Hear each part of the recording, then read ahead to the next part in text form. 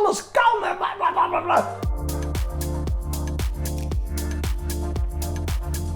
We gaan het over Carlos zijn allermooiste horloge hebben, maar we hebben maar 4 minuten. Dus schiet even op. Wat is het? Oké, dat is de... uiteraard Tag Heuer. Huh? Ja, ik heb de... Ik wist niet dat je horloge...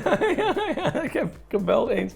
Het is een Tag Heuer Carrera Heuer 01 manufactuur. Uurwerk niet ingekocht bij een grote partij, maar dus echt zelf ontwikkeld en geplaatst, et cetera.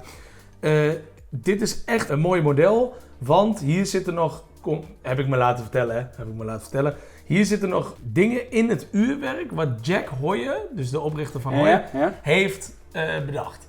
Oké. Dus daar zit er nog ergens, en ik ben niet zo'n horlogekenner dat ik precies weet welke veertje hij dan en waarom, et cetera. Maar dat zit nog in dit uurwerk, dus daarom is die mooi. Deze heb ik gekocht, daar heb ik nog een beetje gezeik mee gehad met mijn vrouw. Deze heb ik gekocht nadat wij getrouwd zijn. Jij dacht, we hebben genoeg geld uitgegeven, daar kan nog wel Daar kan nog wel wat.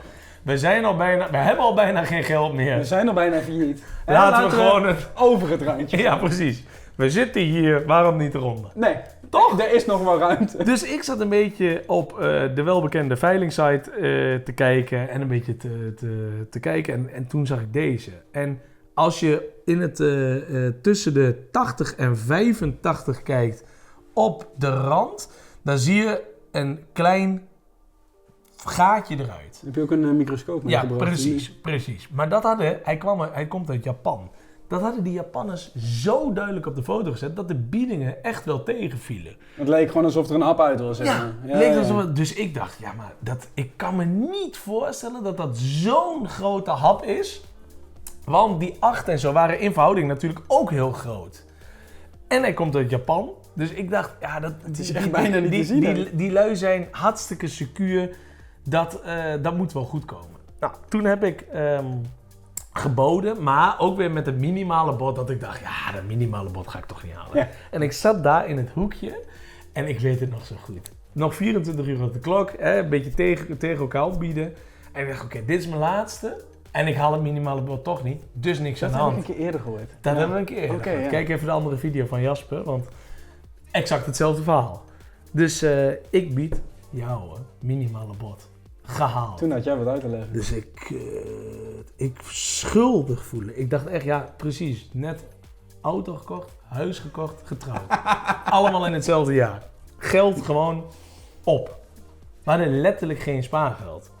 En toen dacht jij, ik koop een horloge van... Ja, toen heb ik geboden. Dat mogen je best weten. En daarom is het ook echt een goede prijs. €1750. Dat kon er nog net af. Ja. Zeg maar dan had ik nog ergens wel op een ander rekeningetje staan. En toen dacht ik dat en toen voelde ik me zo schuldig. Dus toen ben ik naar Anne-Brit gegaan. Ik zei, schatje, je kent wel die site, hè? Ja, hoezo dan? Ik heb die vond het toch van mijlen ver aankomen. Ik heb een bod gedaan. En ik ben de hoogste bieder. Wat? En we hebben dit en dit en het geld groeit ons niet op de rug. En je denkt altijd maar dat alles kan en bla bla bla bla.